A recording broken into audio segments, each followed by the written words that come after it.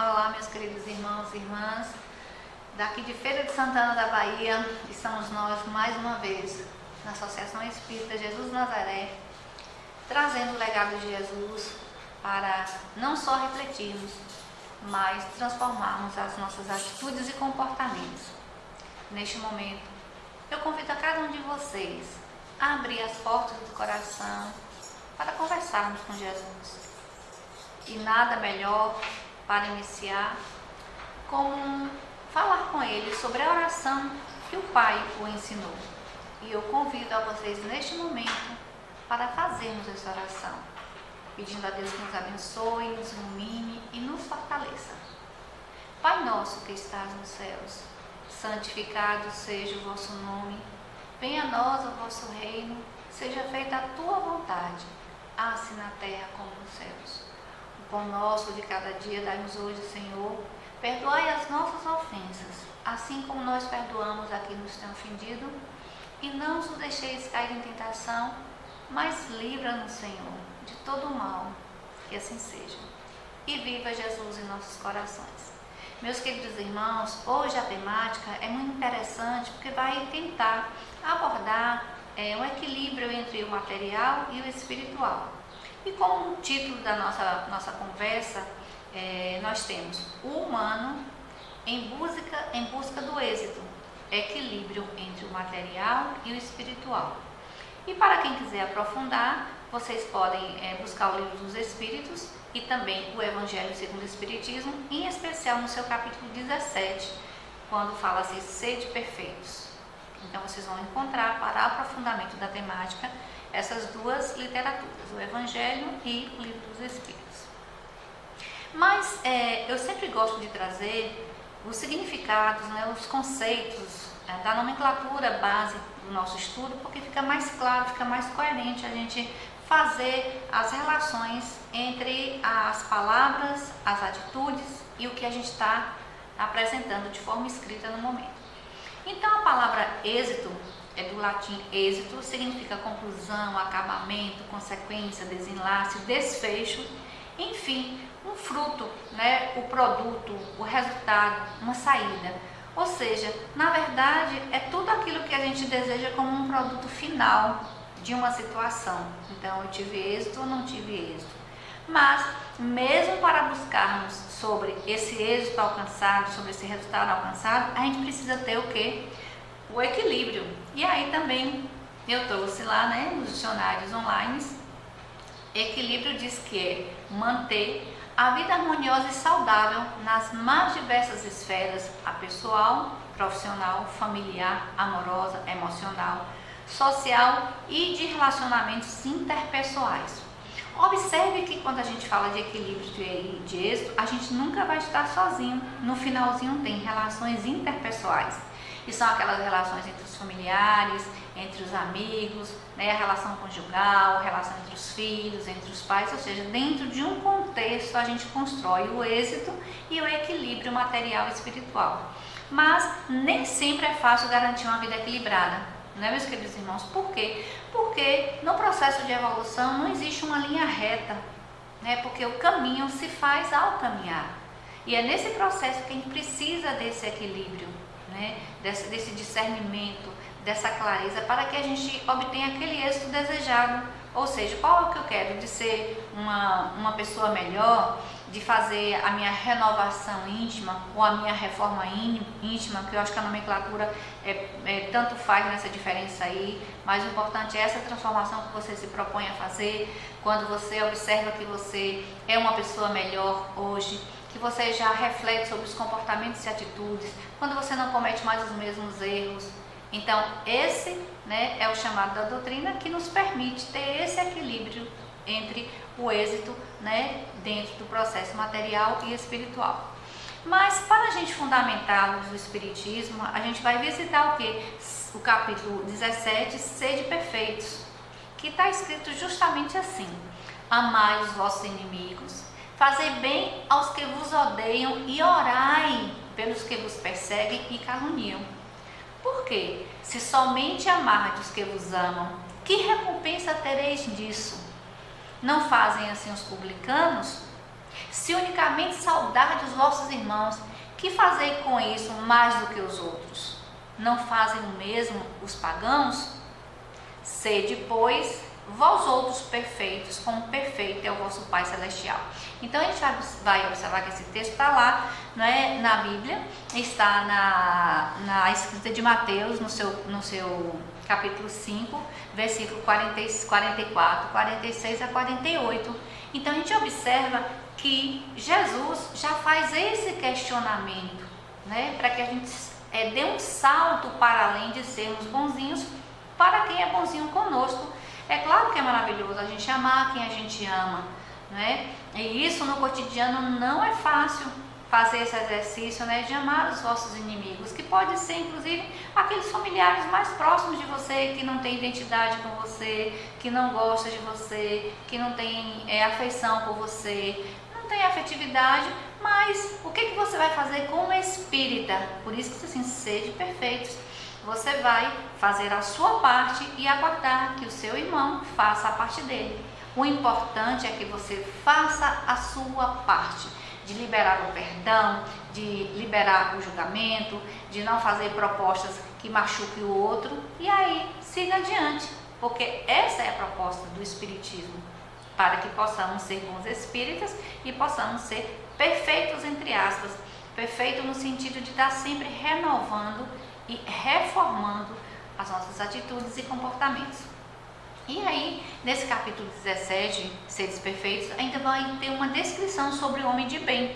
Por quê? Como é que a gente vai ter êxito e equilíbrio nessa vida material e espiritual, né, se a gente não tem essa percepção do que é o homem, ou eu não gosto nem dessa palavra homem, mas o ser humano de bem, né? Então, o verdadeiro humano de bem é o que cumpre a lei de justiça, de amor e de caridade na sua maior pureza. Se ele interroga a consciência sobre seus próprios atos, a si mesmo perguntará se violou essa lei, se não praticou o mal, se fez todo o bem que podia, se desprezou voluntariamente alguma ocasião de ser útil, enfim, se fez ao outrem tudo o que desejara que lhe fizesse. Então, veja só, meus queridos irmãos, na doutrina espírita, a gente sempre orienta e a gente observa e a gente vivencia o visitar dessa nossa consciência. Porque se quisermos perguntar, como perguntou a Kardec, onde está escrito a lei de Deus, Kardec, os Espíritos respondem, na vossa consciência.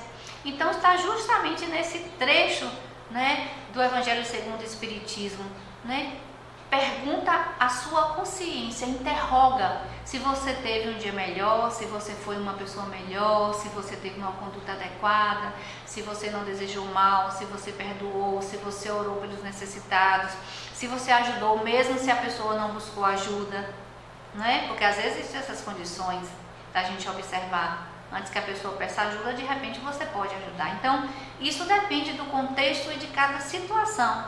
Por isso, a pessoa de bem vai ser aquela, pela descrição do Evangelho, aquela que interroga a sua consciência, né, o seu caminhar por este planeta.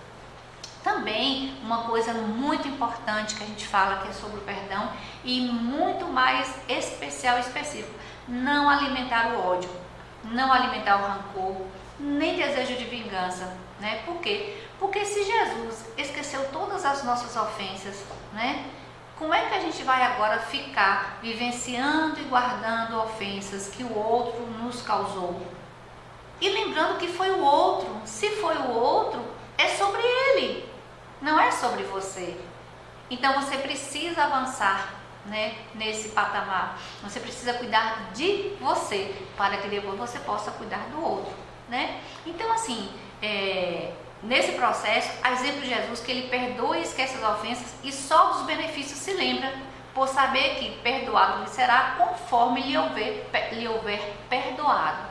Então, meus queridos irmãos, é justamente aquele processo, né? É a causa e efeito. Então, se eu perdoo, provavelmente a grande chance de eu ser perdoada também é muito grande, mesmo que isso demore tempo, mesmo que isso dependa do despertar do outro, mas se você já buscou esse perdão, se você já perdoou, você já está no caminho, pelo menos, de uma pessoa de bem.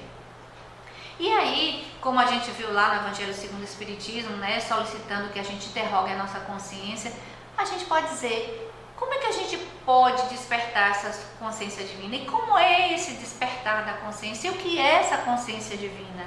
E aí Kardec vai nos dizer, a pessoa que tem a consciência divina usa, mas não abusa dos bens que lhes são concedidos.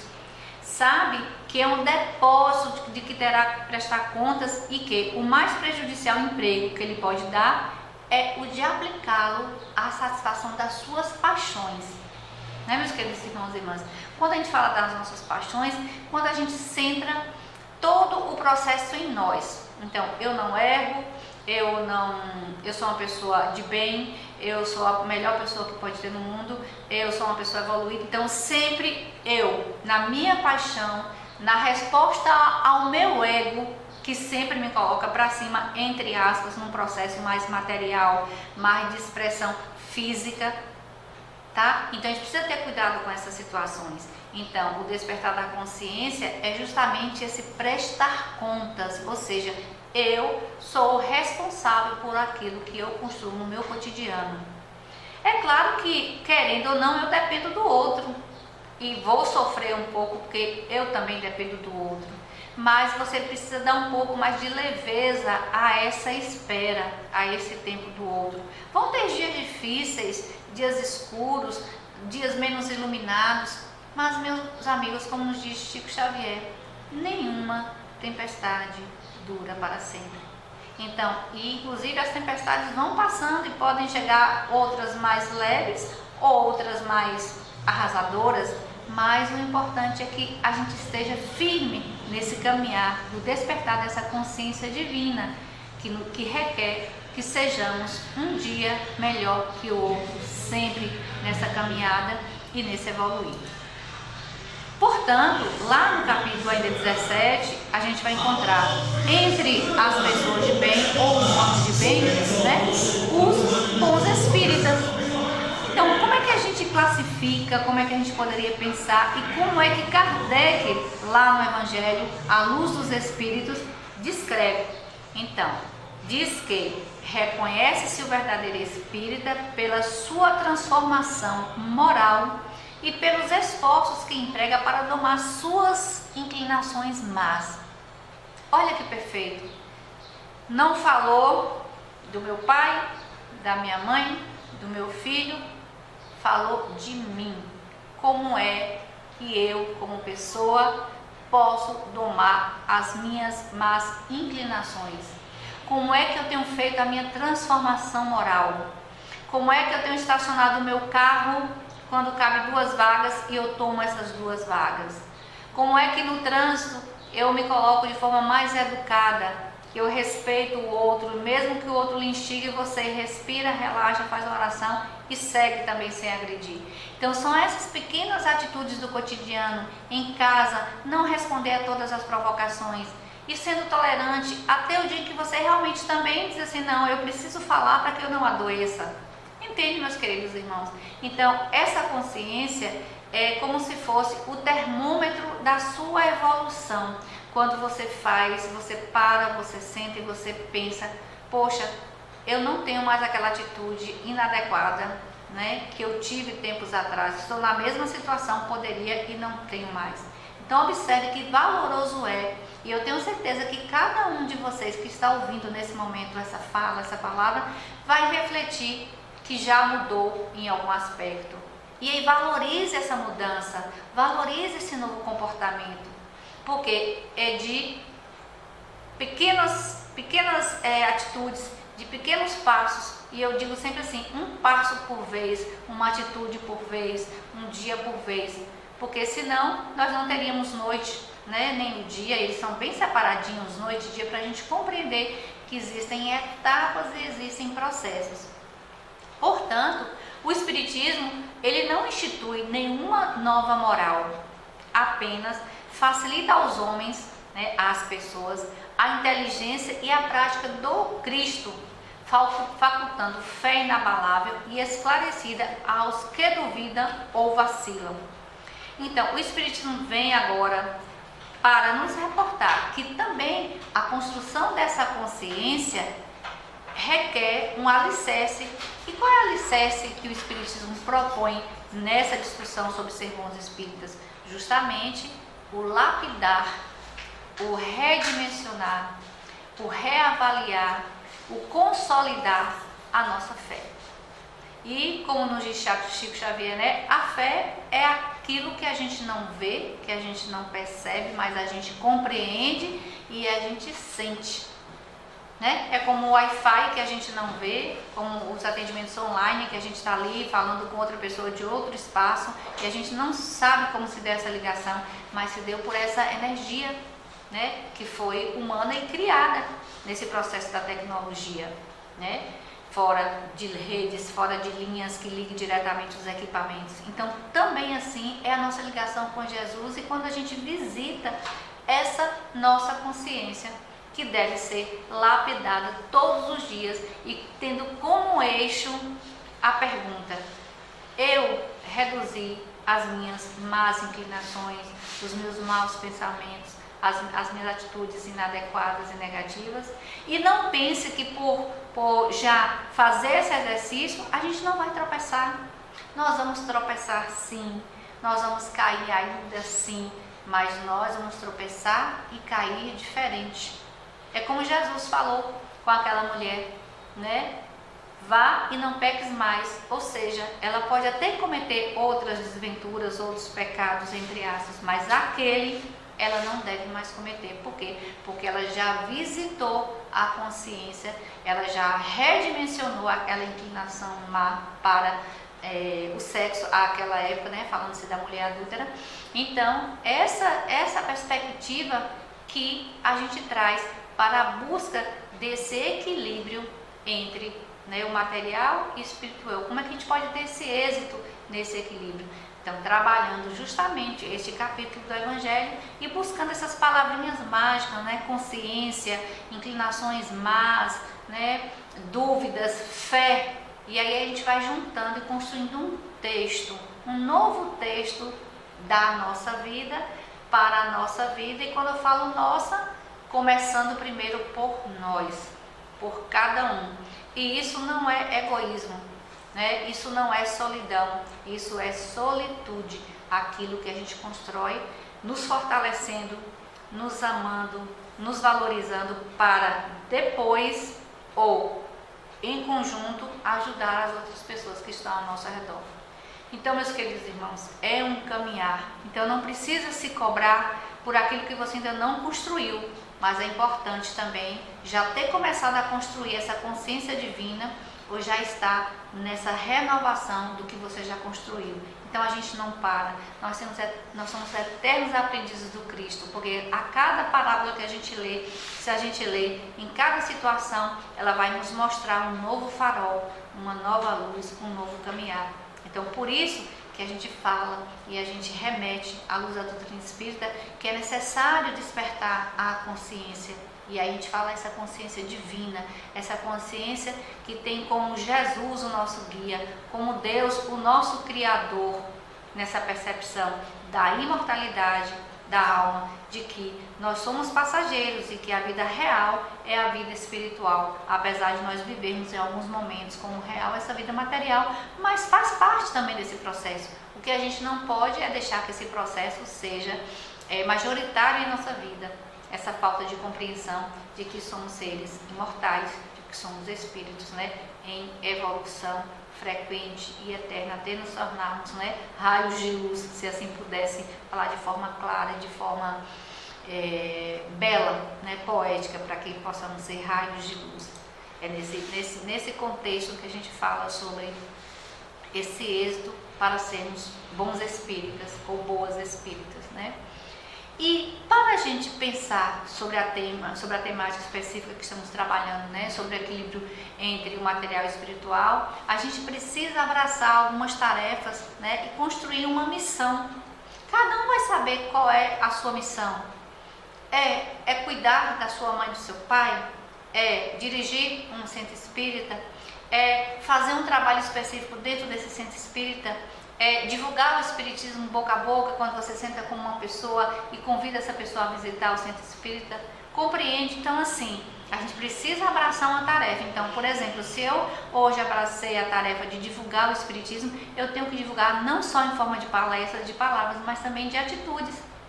E eu sei que eu vou ser cobrada por isso, e as pessoas vão me cobrar e outras vão julgar, mas eu penso que estou fazendo a minha parte e eu tenho que me concentrar nessa parte que eu estou fazendo. Então, quando eu falo da solicitude, eu falo esse voltar a si mesma e fazer essa construção, sem que você seja toda hora maculada, empurrada, decepcionada. Compreende esse processo? Então, assim, vá fazendo a sua parte. Faça o melhor que você puder, faça o bem que você puder e ponto. O resto vai vindo depois. Os julgamentos, eles virão, independente da sua conduta, porque muitas vezes você faz, e é um ditado popular, né? Você faz 99,9% de bem, o 1% que você não fez, né? Aquele restinho, é por ali que você vai ser julgado. Então, se já sabemos disso, continuemos no bem, continuemos no amor, continuemos na oração, e aí nós podemos ter esse equilíbrio entre o espiritual e o material. E uma coisa muito importante quando a gente vai lá visitar, eu até convido vocês a lerem esse livro, Atravessando o Deserto com Jesus, né, da nossa querida Milena Nunes, que é uma autora espírita, que ela coloca uma frase muito interessante em seu livro: compreender a sede de significado para explorar o propósito da existência. Olha que maravilha! Sede de significado, ou seja, eu tenho sede de buscar, né, a minha consciência, eu tenho sede de transformar as minhas atitudes, os meus comportamentos, e agora eu tenho como missão a minha reforma íntima, a minha renovação íntima. E aí, quem sabe, nesse propósito de renovação ou de reforma íntima, a gente vai encontrar o nosso propósito de existência. Então a gente tem primeiro sentir essa sede, essa vontade. Então é a mesma coisa quando eu falo assim para alguém que não conhece o espiritismo, assim, nos visite, tem um dia da doutrinária, tem um dia da meditação. Quando você sentir essa sede, você vai buscar. Mas não fique só na vontade de que essa sede chegue. Deixe de fato ela chegar. Abre esse espaço para você mesma, né, para você mesmo, para pensar e refletir como é que está o seu equilíbrio entre as questões materiais e espirituais. E quando a gente fala das questões materiais, a gente está falando do cuidado com o corpo, do cuidado com a alimentação, do cuidado com a casa, do cuidado, né, com o emprego, à luz de uma perspectiva espiritual, de uma construção que está lapidando também essa busca, que não precisa ter tanto, mas o suficiente para a gente sobreviver, mas que esse suficiente seja bem cuidado, porque nós precisamos, né, dessa massa corpórea ainda, precisamos desse físico, né? E está muito claro quando se fala em automutilação, né, que se fala em suicídio, aos poucos nós podemos também ir, né, acabando a nossa vida quando temos uma alimentação inadequada, quando usamos o álcool de forma inadequada, quando usamos substâncias inadequadas. Tudo isso também é uma forma de suicídio, né, de mutilação desse corpo físico que eleva a precocidade no desencarne. Então é só para a gente pensar como esse tema, equilíbrio entre material e espiritual, ele é amplo e ao mesmo tempo ele é específico. Por quê? Porque você pode centrar numa conduta, você pode centrar numa missão que a partir de hoje você elege para você, né? Uma missão, tá? Por exemplo, vou dar outro exemplo de missão. Eu quero ser, né, uma leitora assídua, né, das obras espíritas, então eu tenho uma missão a construir, conhecer os autores, fazer as relações entre os conhecimentos. Então, eu abracei essa tarefa, né? Então, essa é uma das tarefas que a gente pode pensar em fazer também à luz da doutrina espírita, para que a gente possa ajudar o outro, para a gente ajude o outro a ter uma percepção da vida diferente, e aí a gente já ajuda bastante, né? Para que a pessoa pense também na sua reforma ou na sua renovação íntima, renovação e reforma espiritual e material. Portanto, Kardec vai nos dizer, inclusive, e é bom que a gente deixe claro isso, que a dúvida não é sinal de fraqueza, mas é um convite ao encontro com Jesus.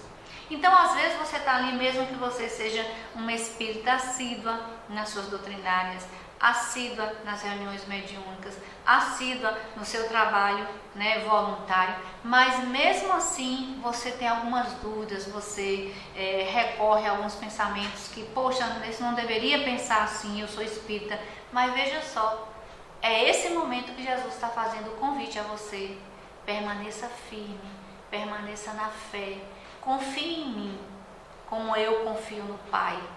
E aí, é esse processo, pessoal, que a gente quer buscar e despertar dentro desse equilíbrio, desse êxito material e espiritual que nós queremos ter.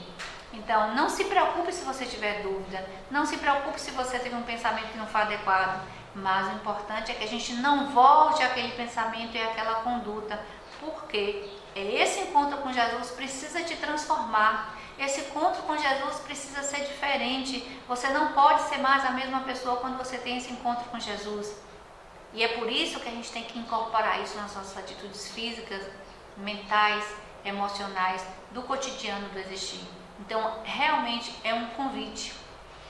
As adversidades que vêm não são sinais de abandono de Deus ou de Jesus. As adversidades é justamente para a gente manter, né, essa lucidez da importância desse encontro diário, cotidiano que a gente precisa ter com Jesus em nossas vidas, a todos os momentos tristes, os momentos alegres, os momentos de dificuldades. Então é nesse contexto que esse encontro se dá. Não é só um encontro na alegria, não é só um encontro, né, nas comemorações alegres, mas também nas dificuldades e nas adversidades. Então, a busca desse significado que eu estou descrevendo aqui precisa de uma conexão espiritual. Então, se eu vou buscar uma conexão só material, tudo é passageiro.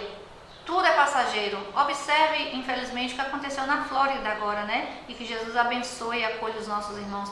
Mas o que é material foi embora e vai embora sempre. Olha o que aconteceu no Rio Grande do Sul. O material foi embora e vai embora sempre. A casa, são os documentos, é tudo. E você se vê mais uma vez sem nada material. E aí? Qual é a sua missão agora? Se a gente se programou para ser uma pessoa renovada, para acreditar que nós estamos sozinhos, aí vamos construir essa nova missão desse homem, dessa mulher renovada, para reconstruir o material, porque precisa viver neste planeta e precisa cumprir, né, a sua etapa existencial, e vamos recomeçar de novo. É fácil? Não. É bom? Não. Mas foi um acontecimento. O que a gente vai fazer com ele? É por isso que os encontros com Jesus, os encontros vão nos fortalecer, vão nos amadurecer, vão nos consolar nesses momentos mais difíceis. E aí, servir com compaixão, olha só, servir com compaixão nos apresenta respostas que podem saciar a busca de um equilíbrio entre o material e o espiritual. Ou seja, simplesmente servir com amor. Não importa a quem, como, nem o que o outro vai falar, não o que o outro vai pensar. Vá servindo.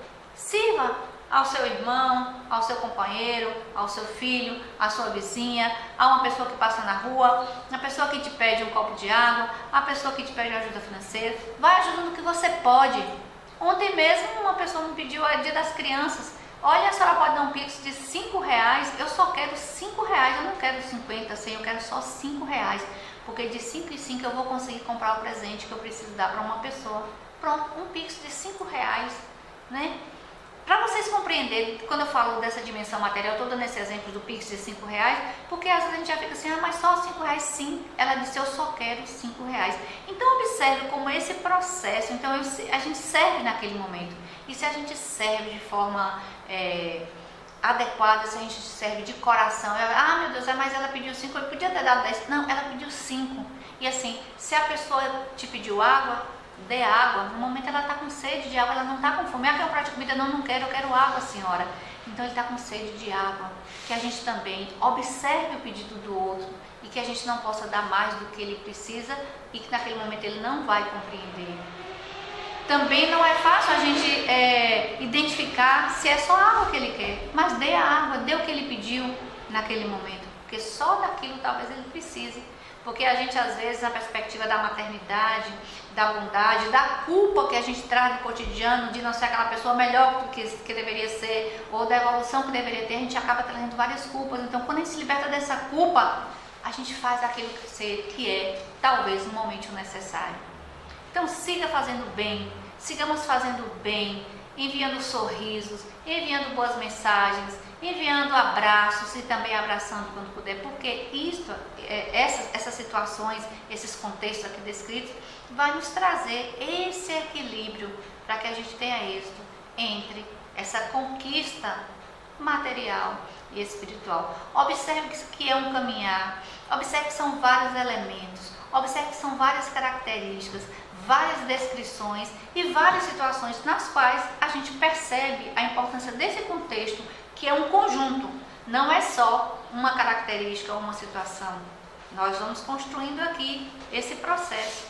Então, é no construir, como eu disse no início, o caminho se faz ao caminhar. Então, sigamos caminhando e sigamos nesse caminho de fazer o bem, todos os dias, a todo momento, a todas as pessoas. E aí a gente vai semeando e a gente vai plantando o que de melhor em nós. Portanto, que é muito significativo é a gente ter cuidado com as contaminações emocionais entre o ser e o ter. Por quê? Porque a gente precisa, às vezes, elaborar sentimentos e emoções que são características do outro, mas são do outro. Então, a gente não pode se contaminar, querer que o outro tenha o mesmo pensamento que a gente em determinadas situações. Às vezes, como mãe, como pai, a gente até interfere nesse processo, mas é porque a gente, às vezes, tem ainda a imaturidade do evoluir, e do amadurecer do outro.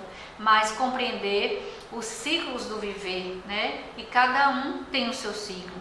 Então, mas o chamado é: não pare no tempo, recomece hoje, recomece sempre e recomece no agora. Esqueçamos o passado, o futuro a gente não sabe o que vai ser, mas o agora é o chamado. É como Mário Quintana nos fala, agora que precisamos construir. A idade que eu tenho é essa, o dia que eu tenho é esse, a caminhada que eu tenho é essa, de hoje pela manhã. Nesse momento está sendo gravada pela manhã, vocês vão ouvir em qualquer horário, mas então comece agora, quando você está escutando essa fala, quando você está escutando e vendo esse slide. Não deixe para depois, e tudo começa no agora, no hoje. Não é vivendo no ontem, nem na perspectiva do futuro. É claro que a gente pode pensar na construção do futuro, mas é agora. A atitude, o comportamento e a transformação é no hoje.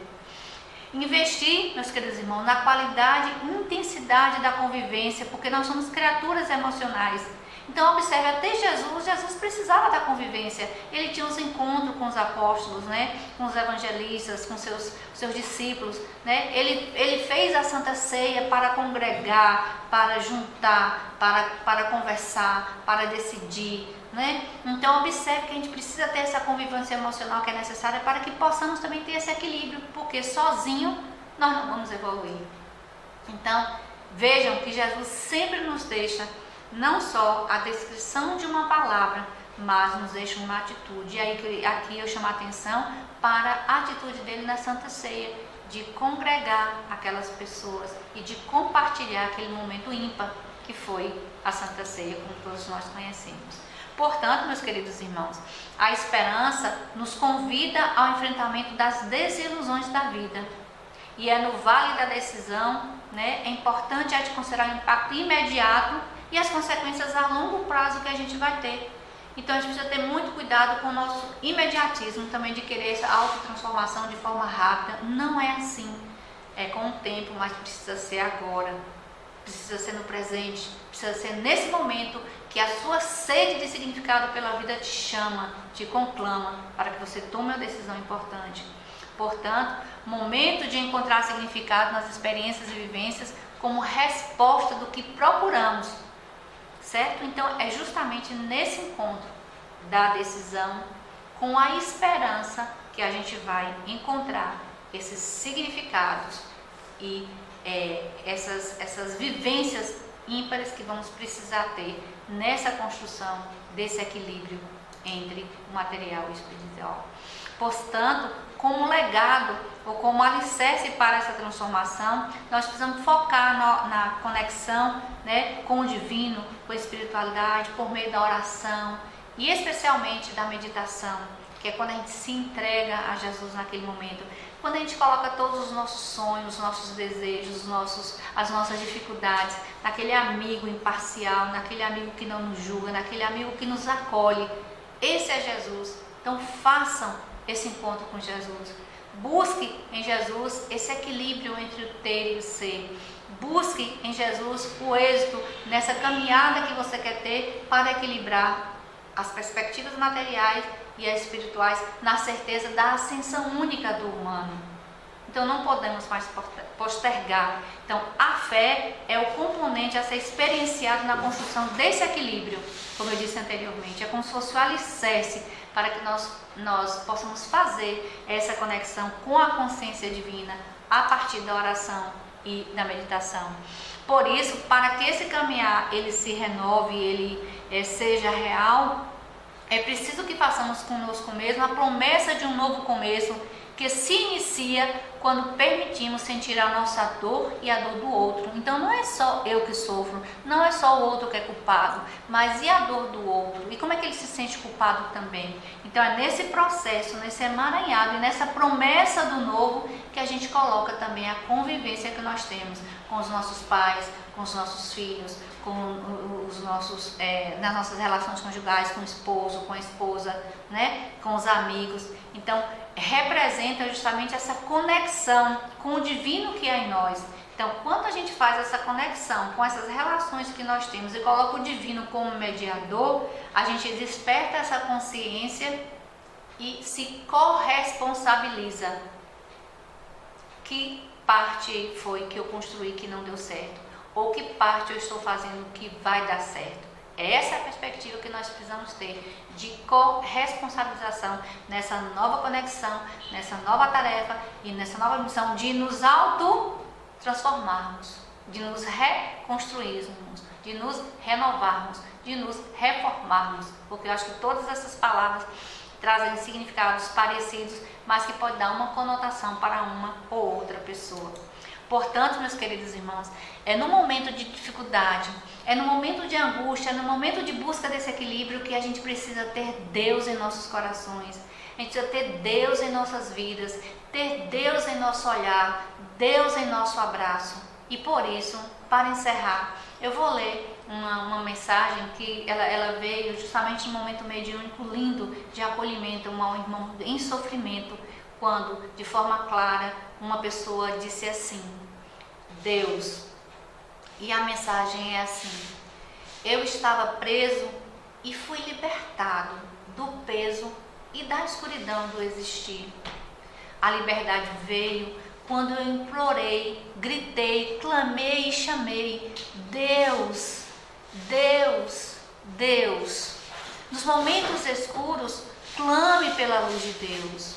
Nos momentos de choro, clame pelo colo de Deus. Nos momentos de escuridão, clame pela luz de Deus. Nos momentos de desespero, clame pela paz de Deus. Nos momentos de alegria, agradeça a presença de Deus e assim siga o seu caminho na certeza da existência e de amparo de Deus. Que Jesus nos abençoe, nos ilumine e nos fortaleça. E viva Jesus em nossos corações.